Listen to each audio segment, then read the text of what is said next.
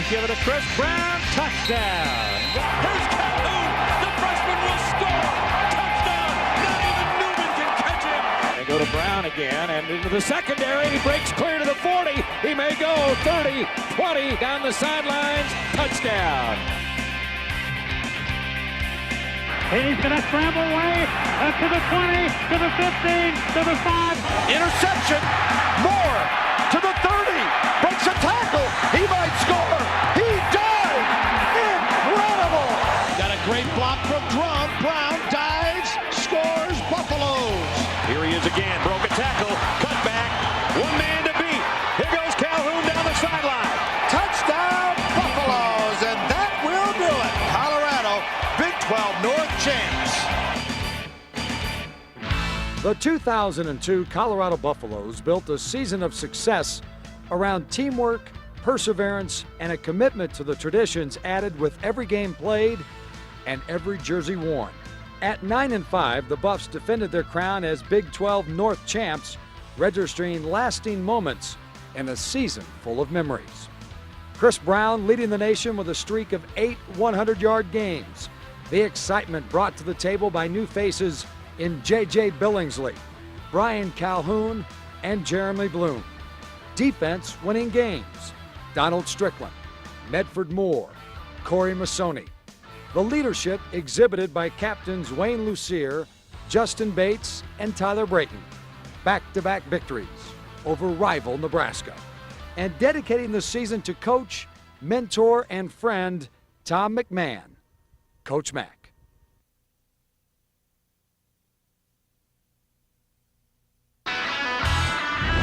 The Buffs opened the season against in-state rival Colorado State. Playing CSU at Invesco Field at Mile High has become a tradition on its own, and the Rams, still smarting from the 41-14 loss the Buffs put on them in 2001, put in a solid first half. Keying in on turnovers and field position, Cecil Sapp scored twice, and Colorado State led 13-0 at halftime. CU came out firing to start the third quarter, 4 first downs on 4 consecutive plays. Behind catches by Derek McCoy and a run by Chris Brown got the second half rolling.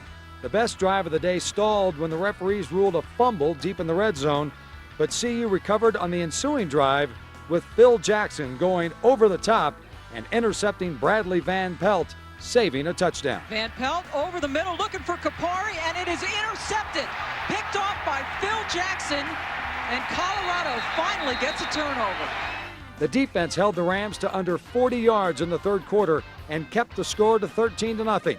Freshman Jeremy Bloom opened the fourth quarter with his first collegiate punt return and the Buffs' first score of 2002. Bloom from the 24. Showing that speed. Got a wall. Huber gets blocked. Bloom goes by for the touchdown.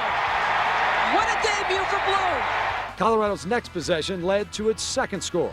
John Donahoe hauled in a pass across the middle and picked up yardage down the sideline, and then Bobby Purify took a handoff around the right side down to the 2 to set up the touchdown. CU had its first and only lead of the game, 14-13. The Rams just seemed to be one step ahead the entire game and answered on their next possession on a Van Pelt run that ended with an unflagged, unsportsmanlike taunt in the end zone. Regardless, CU still trailed by 5. And despite converting on fourth down twice on their final drive, that's the way it ended. 19-14, the Buffs falling to the Rams. Folsom Field welcomed home their Buffs on September 7th against San Diego State and welcomed back the kind of football CU is accustomed to playing. Chris Brown led their first possession by carrying the ball 5 times, running over Aztec defenders to the tune of 46 yards, and setting up a 22-yard reception by Bo Williams to give CU the early lead. Wide open. Derek McCoy. Will he go the distance? Yes. Touchdown, Colorado. Derek McCoy again put the Buffs up by a touchdown with a 75-yard catch and straight down the sideline. CU led 14-7.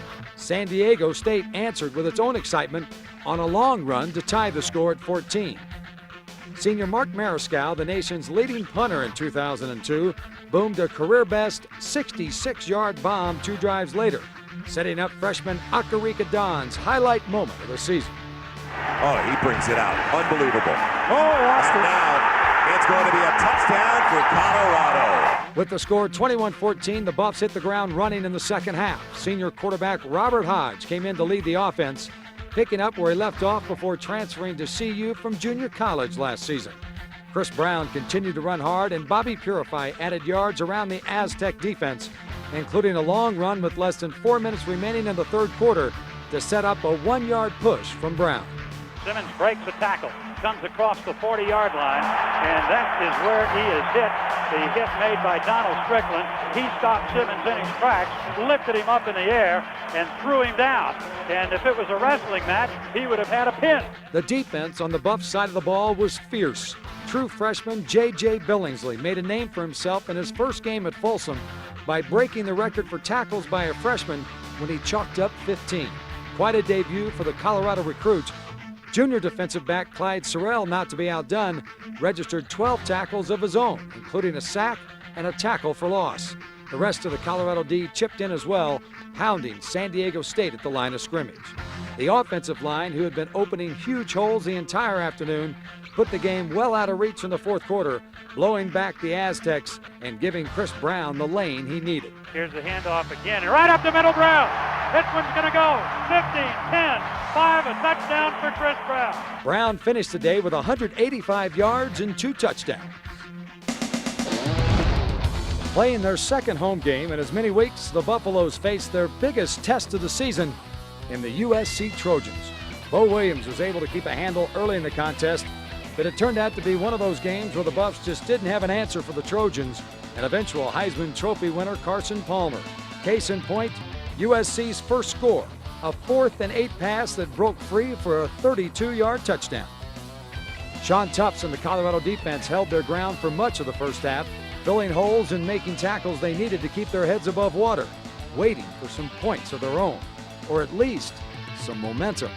J.J. Billingsley may have made the play to get CU back in the game when he picked off Palmer in the second quarter, but a flag for a late hit on the quarterback nullified the turnover, and USC rallied for its third score. Tyler Brayton blocked the last-minute field goal attempt to keep the score 20-0 Trojans heading into halftime. CU came out of the locker room at halftime still believing they were in this game. Tufts caused an early fumble that the Trojans recovered, but the turnover the Buffs needed was not too far away. Snap, and Malone, who's Huntwell has it blocked. Ball is going to come down around the 23-yard line. The man who made the block, I think it Evans Judge. Chris Brown followed fullback Brandon Drum to the goal line, but the offense had to settle for a field goal try that went wide left.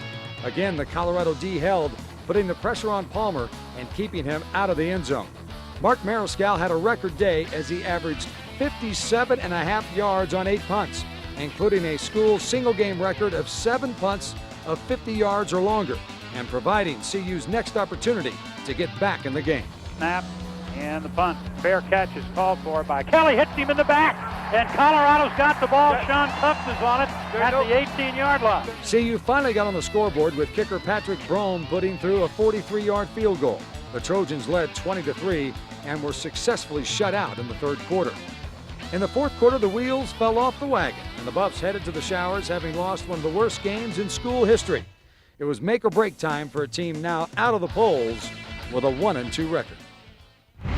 Going to California and facing yet another West Coast team could have folded the 2002 season. But as it turns out, traveling to the Rose Bowl was just what the Buffs needed.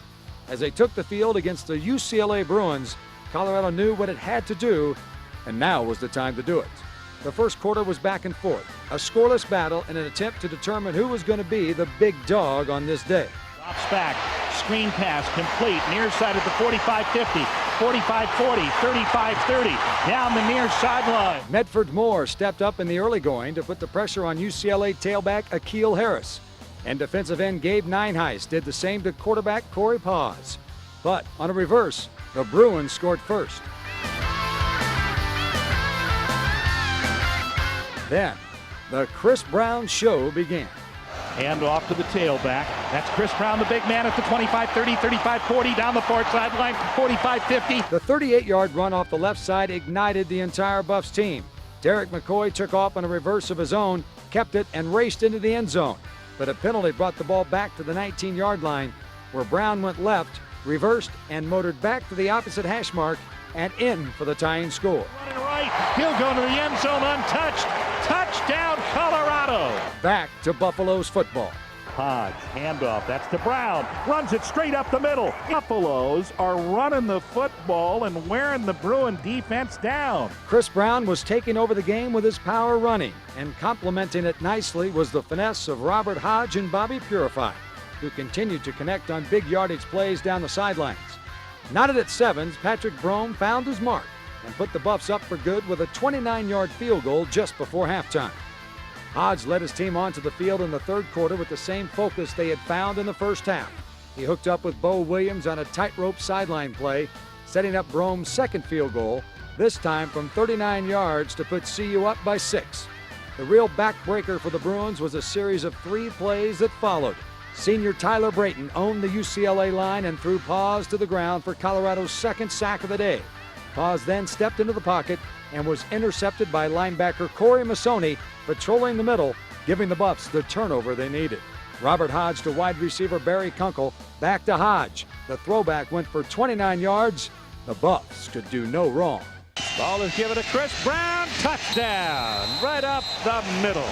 They just blew the Bruins right off the line of scrimmage. A 2-point conversion to Derek McCoy made the score 21-7. Corey Paz and the Bruins were done. Marcus Harris led the defense through the rest of the game, dropping the quarterback time and time again. The Colorado secondary kept the UCLA receivers apart from the ball for almost the entire second half and shutting down their running game to the tune of only 62 total yards. Brown added a third touchdown from 8 yards out in the fourth quarter. Walks in.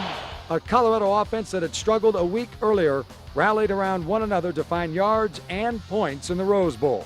Brown finished with 188 yards and 3 scores. Purify racked up 128 all-purpose yards with the help of a more comfortable Robert Hodge. Brome kicked down 3 field goals, and the Buffs left the field with a 31-17 victory. More importantly, they were able to start a new streak of singing the fight song.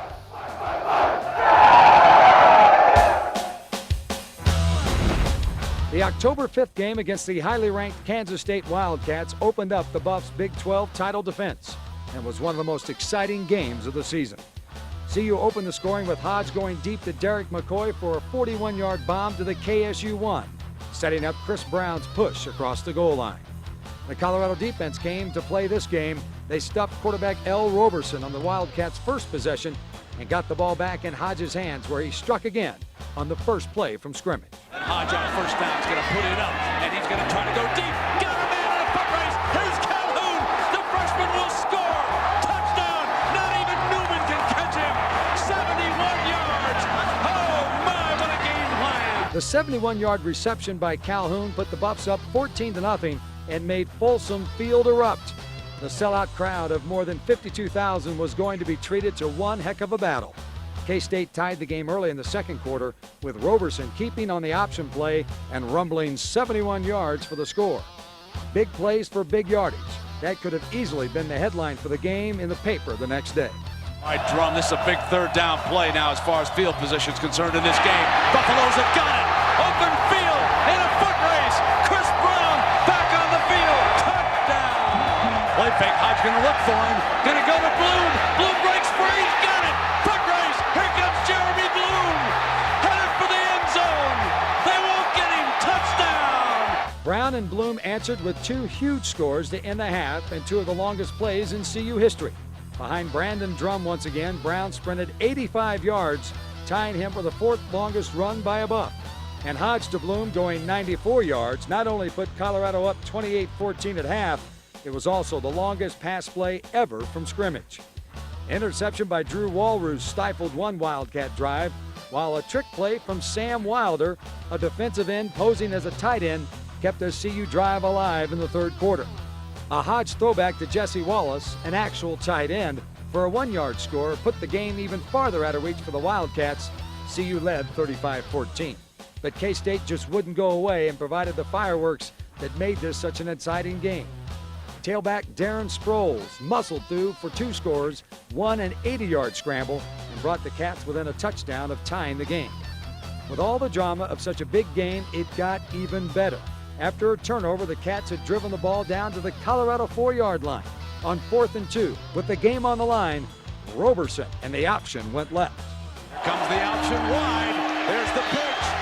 In a foot race, won't get the first down. Strickland comes up with a huge one. Donald Strickland's crushing hit knocked Sproles for a loss and gave the ball back to CU on downs, thus preserving the lead.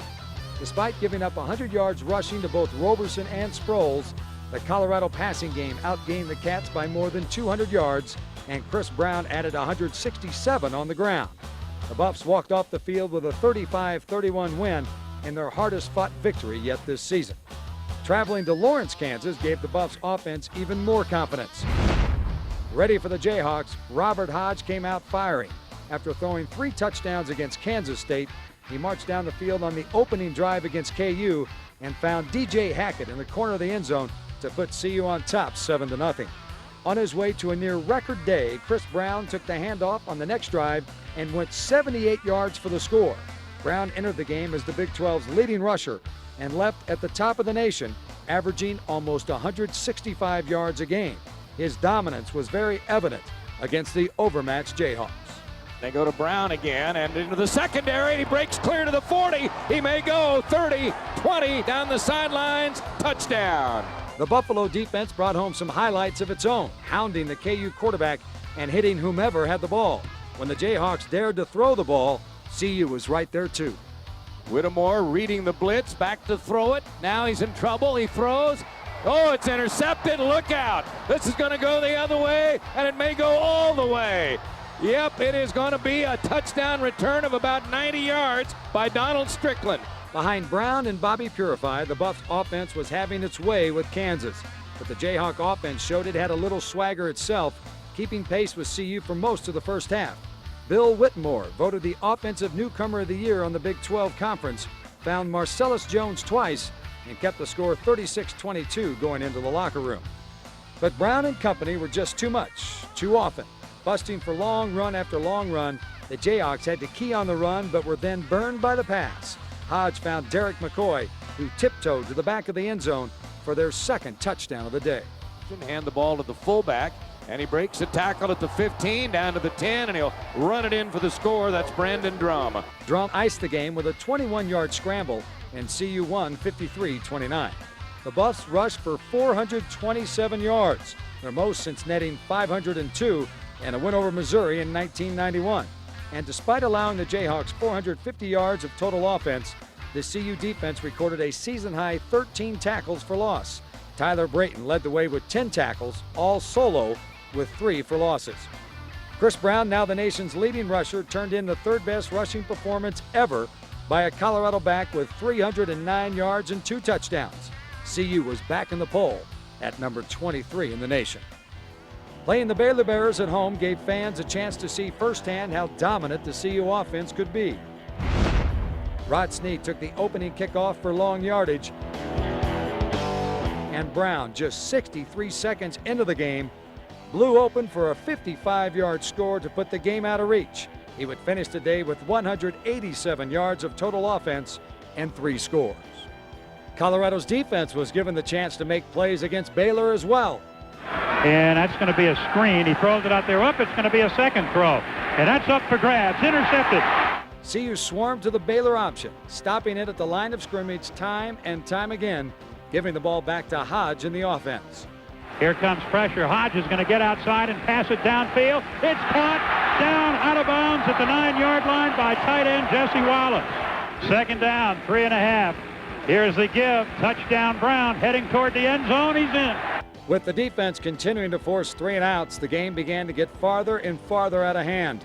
Strickland and the secondary played both stingy pass defense and solid run stopping. Captain Tyler Brayton was yet again a force at the line of scrimmage and in the backfield. And Robert Hodge, who'd thrown 3 touchdowns in each of the previous 2 games, showed he could run the ball as well. Here's the fake, and Hodge has to scramble. He's going to scramble away to the 20, to the 15, to the 5. Hodge runs back to the middle and scores a touchdown. Going into halftime, the score was 35-0, and that's all this game would need. The second half saw the defense continue to shut down the Bears, especially in the secondary with Clyde Sorrell dishing out open field hits and forcing turnovers. Medford Moore also picked up an interception deep in Colorado territory. The Colorado starting defense allowed just 108 yards of total offense to the Bears through 3 quarters and just 72 rushing yardage overall. Hodge hit 10 different receivers, spreading the wealth to the younger players, some who were seeing action for the first time this season. Brown topped the 100-yard mark once again, making him the fastest player in history to surpass 1,000 yards rushing in one season. And he's going to throw it to the end zone and is knocked down. Colorado's got the shutout. The game ended at 35-0. It was CU's first shutout since beating the same Baylor team 37-0 in 1999, a span of 32 games. Bringing Texas Tech into Folsom Field had all the makings of a scoring shootout. The punishing running attack of CU versus the arm of Cliff Kingsbury. The Buffs' season had turned around and they were now looking forward to defending their Big 12 title. The Red Raiders would be a good test for that. Roderick Sneed provided an early spark with another long kickoff return that set up a Pat Brome field goal to tie the game at 3 early on. 3rd and 25 from the 40. This one deflected, intercepted at the 40, at the 30. Masoni inside the 10 and down to the 4-yard line. Brown sees the hole, dives, he scores. Corey Masoni's long interception return and the Browns score put CU up 10-3. Dueling passing attacks kept the game close through the first half. Kingsbury worked his team downfield for a tying score, then went ahead 13-10 with a 42-yard field goal midway through the second quarter. Hodge hooked up with Bo Williams in the flat, found Drum out of the backfield, who hopped around Tech defenders for extra yardage, and senior John Donahoe across the middle. Moving themselves into position for a tying field goal, Hodge hit Derek McCoy, who made something out of nothing. McCoy, he dives, he scores! Oh my! Buffs get the TD! Rod Sneed took the third quarter kickoff back 64 yards, following blockers across midfield and finally going down at the Tech 36-yard line. That drive stalled with a blocked field goal, but the Buffs' next chance to return the ball proved to be a whole lot more exciting. Bloom from the 11. Makes one-man miss. Bloom makes another miss. 40, Bloom 45, 50. Wow, what a performer this kid is. DJ Hackett pulled in a tough reception to keep that drive alive long enough for Hodge to drop a screen pass to Bobby Purify, who ran around and through the Red Raider defense, showing his versatility to the tune of a 36-yard score and a 23-13 lead. That score seemed to bolster the Buffs' confidence. Hands in the air, and the Colorado defense went back to work on Kingsbury's attempt at a comeback. It lasted only 2 minutes. Interception. Moore to the 30. Breaks a tackle. He might score. Moore bulling his way. He does. Incredible. Medford Moore's interception for a touchdown was the backbreaker for the Red Raiders. They could do nothing now to stop the defensive pressure put on by the Buffs' line and secondary. Clyde Sorrell stopped up the middle on Tech's next possession, setting up a scrambling attempt downfield that Moore again intercepted. But the clincher and the defining moment for this tremendous victory came at the hands of Tyler Brayton. Ball knocked loose. It's live. Colorado picks it up. Touchdown Buffaloes. Brayton with a score. The Colorado D was stifling, holding Texas Tech to 125 yards below its season average and a paltry 4 yards per pass completion, and more importantly, forcing the Red Raiders into 4 turnovers. Brown ran for 149 yards on 26 carries, his 5th consecutive 100-yard game. The Buffs came away with a 37-13 victory, which took them to 6-2 on the season and now ranked number 13. Riding a 5-game win streak, CU went up against its biggest rival of the season, the number 2 Oklahoma Sooners, on a rainy and miserable day in Norman. The Colorado offense continued to be solid against the highly touted Sooner defense. Chris Brown continued his streak of 100-yard games despite multiple predictions to the contrary, putting up 103 on the Sooners, the first time a back had broken the century mark versus Oklahoma in more than 3 years. It was turnovers that cost the Buffs the game. CU virtually handed Oklahoma the game with 4 mistakes in the first half, leading to 17 Sooner points and a commanding 20-3 Oklahoma lead going into the break. Marcus Harris answered with an interception of his own deep in OU territory, and Medford Moore continued to be strong in the secondary to help keep the game close. The second half was a different story. CU came out of the locker room hitting hard and swarming to the football. Oklahoma tailback Quentin Griffin and the Sooners were held to only a single touchdown the remainder of the game, coming off another untimely turnover. Purifying the offense put up respectable numbers on the ground and in the air. Bobby cut and broke tackles for the Buffs' first touchdown of the game, and Derek McCoy hauled in a 2-point conversion from Hodge to bring the score within striking distance for the Buffs. But despite outgaining OU on offense by close to 75 yards and defensively shutting the Sooners down with 29 Oklahoma plays going for 0 or negative yardage, the Buffs could get no closer than 27-11, and Colorado fell to 6-3 on the season. A better day of weather and a better day of football greeted CU as they traveled to Columbia, Missouri to face the Tigers. Got a man, McCoy at the 20. McCoy will score. Buffalo's on the board. Brown, 45, follows his blocker and now turns it on. 30, Brown, and tripped up inside the 15-yard line. That long run by Chris Brown set up his first score of the day, a 10-yard bounce around the left side, and put CU ahead 17-7. Aaron Killian provided the heavy hitting on special teams to keep the Tigers deep in their own territory, and the rest of the Buffs defense kept Mizzou quarterback Brad Smith in check. Heading into halftime, CU had a seemingly commanding 20-7 lead. Everyone was getting the opportunity to contribute. Brandon Drum was catching the ball. Rod Sneed was filling at the line of scrimmage. Bloom took a reverse around the right side for good yardage. The Buffs' offense was clicking. Brown and Purify also proved why they might be one of the best backfields in the Big 12. No matter who touched the ball in the game, good things seemed to happen. Bobby was able to dance through the Tiger defense almost at will at times, through the middle of their linebackers or around the corner and down the sidelines. Chris Brown continued to be about power, knocking guys down and running by them. CU opened the second half with the same domination. And now Hodge going deep, got a man, it's McCoy, and McCoy is inside the 15. Hodge would score on a dive around the right side, and CU was comfortably ahead 27-7. Lost in the highlights and the big defensive stops was a Mizzou team who began slowly eating away at the Buffs' lead. When an interception by Taurus Ferguson went 57 yards for a Mizzou touchdown, Colorado's lead was all of a sudden only 27-21. They would eventually take the lead by 1 behind the gritty play of Smith, who took shot after shot from the CU defense. Colorado mounted its own drive, a monster drive, lasting 16 plays and eating up 85 yards. Brown again. Got a great block from Drum. Brown dives, scores, Buffaloes. Hodge found tight end Quinn Sipnewski on the 2-point conversion to put CU ahead by a score. But when Missouri was able to answer, it sent the game into overtime. Colorado's first ever overtime game was back in 1999 against these same Missouri Tigers, when Mike Machete hooked up with Marcus Stiggers in the back of the end zone for the winning touchdown to beat the Tigers in Folsom Field. Today's outcome would be no different. Old school, smash-mouth football. The Buffs ran the ball their entire first drive of overtime. 6 plays. Brown carried the ball consistently as he had all day, not around the Tiger D, but right through him. His big run was a 12-yard pounding with the big push from fullback Brandon Drum down to the 4. Brown would score 2 plays later to put the Buffs ahead. Mizzou could do no better. Defensive end Marcus Harris sacked Smith on their first play for a 6-yard loss. Facing 3rd and 10, Smith found Darius Outlaw for the first down.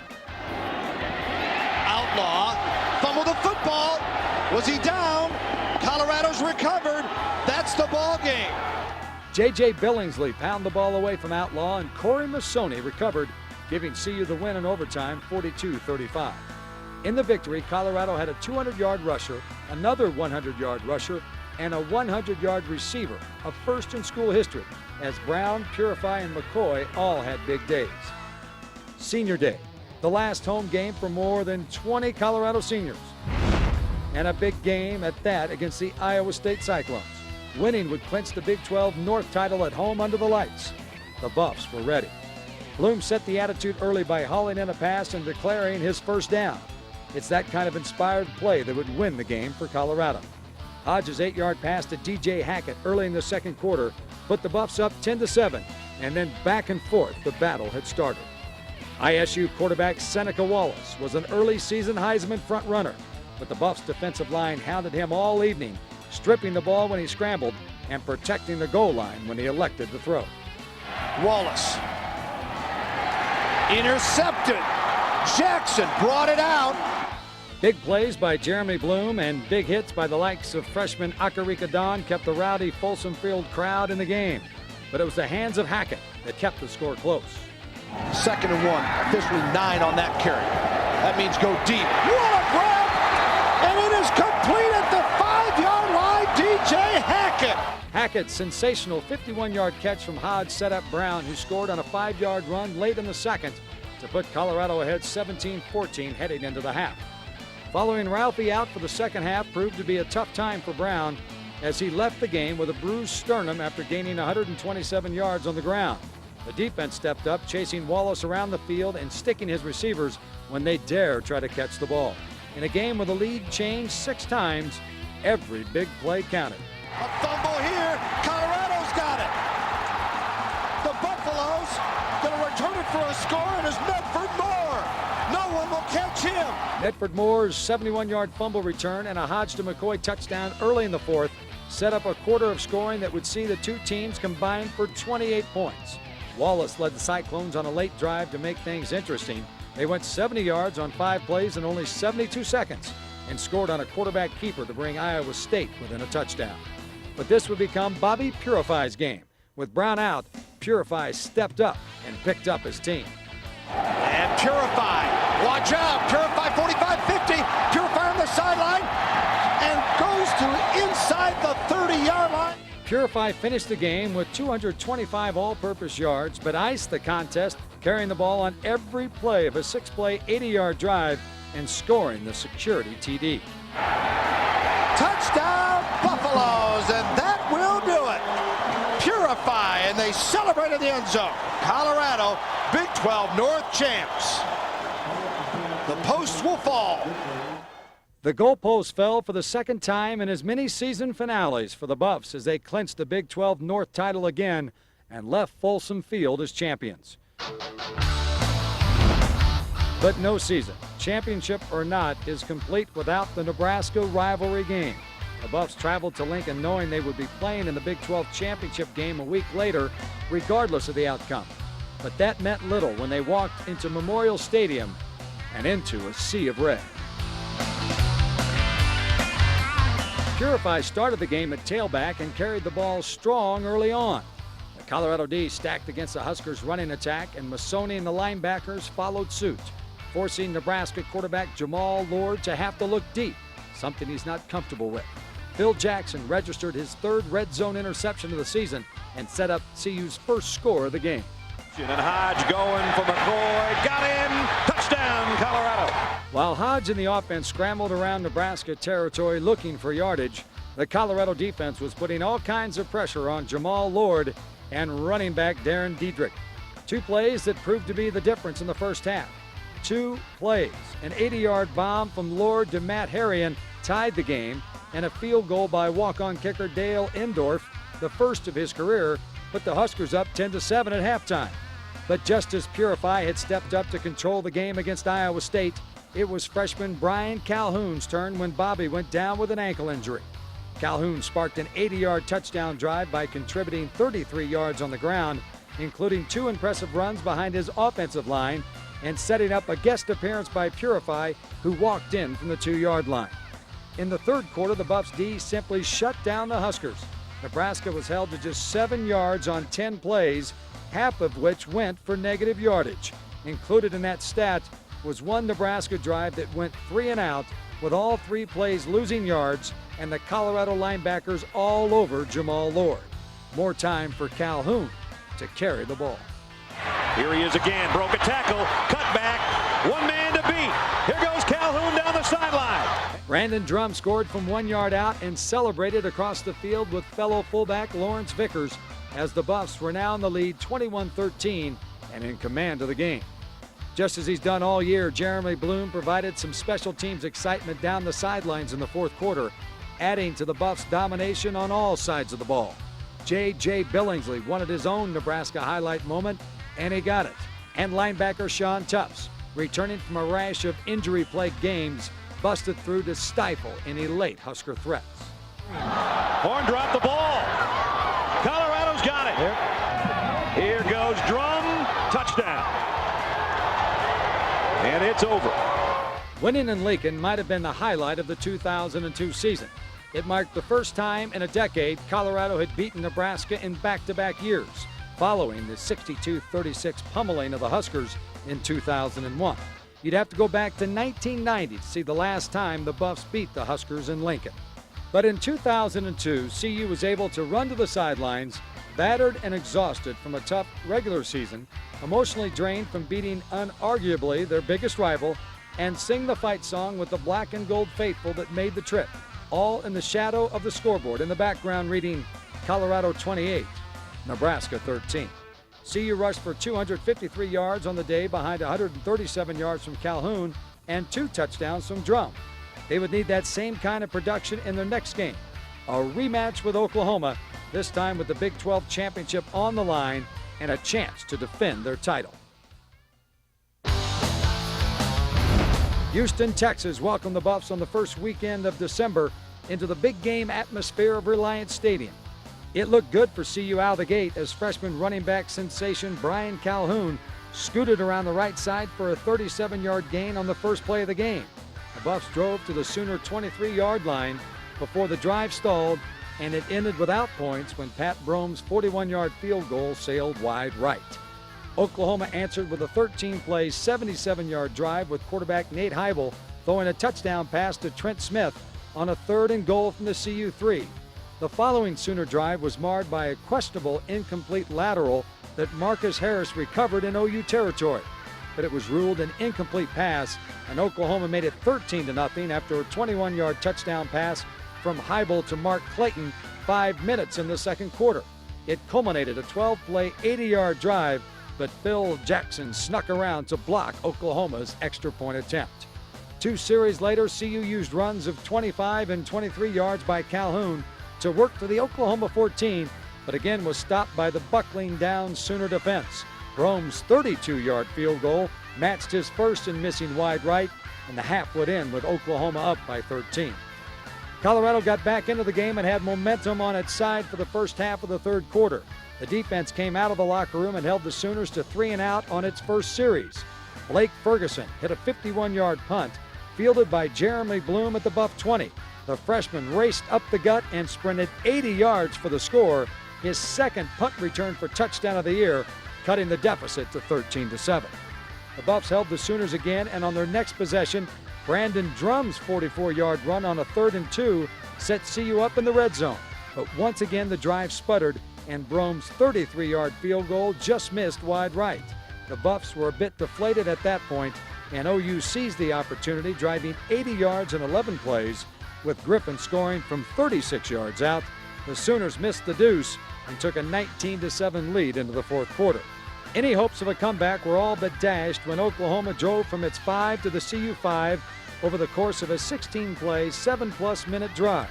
Though CU kept OU out of the end zone, DiCarlo made a 28-yard field goal to extend the Sooner lead to 22-7. Oklahoma would go on to win 29-7.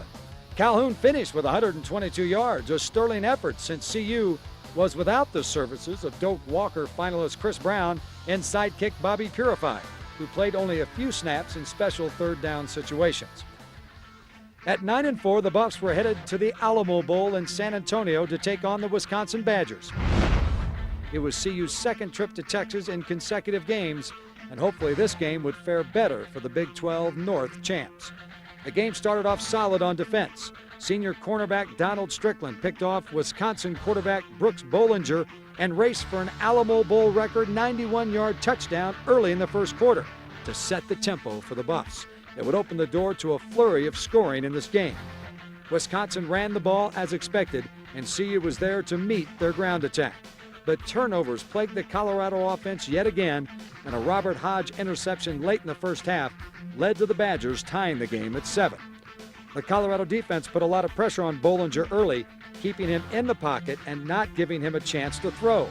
But the opportunities for the Badgers senior to make plays just kept coming with CU turnovers. A Hodge pass bounced off receiver Ron Monte and was intercepted, and Bollinger found his own receiver in the back of the end zone to knot the game at 14. Just before halftime saw yet another turnover turn into 6 points for the Badgers. CU went into the locker room down by a score. Colorado came out strong in the second half. A muff punt by Wisconsin gave Brown the chance to find the end zone for the first time in this game. He pounded off tackle for 2 big gains on the drive and scored behind key blocks in the offensive line. Running back Anthony Davis fumbled on the Badgers' next drive, and Zach Colvin, who came in to replace Hodge at quarterback, hit Hackett over the defending cornerback for DJ's second touchdown of the game. Fired up now with the lead, the Buffs took their aggressive play into the fourth quarter and recovered a Bollinger fumble to stop the Badgers' drive. With key injuries on the Colorado offensive line to Wayne Lucier and Ryan Gray, CU had to rely on its defense and hold on for the win. On a 4th and 19 play, Bollinger was able to get it done, finding his receiver over the middle for the first. CU was able to force the Badgers into another 4th down attempt, and again Bollinger came through, hitting his receiver over the top to the 1. The Wisconsin quarterback scored the tying touchdown on the next play. In overtime, the Buffs couldn't generate any yardage and missed a 45-yard field goal to take the lead.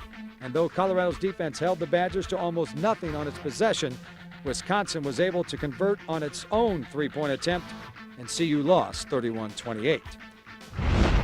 2002 was a season chock full of highlights, and though it ended with the Buffs dropping their final 2 games, the accomplishments of the year, repeating as Big 12 North champions, winning in Lincoln, cheering Calhoun, Bloom, Purified, Billingsley, these are the things that will be remembered, along with the faces of Lucier, Bates, Walrus, Masoni, Strickland, and Sneed, and the rest of the class of 2002.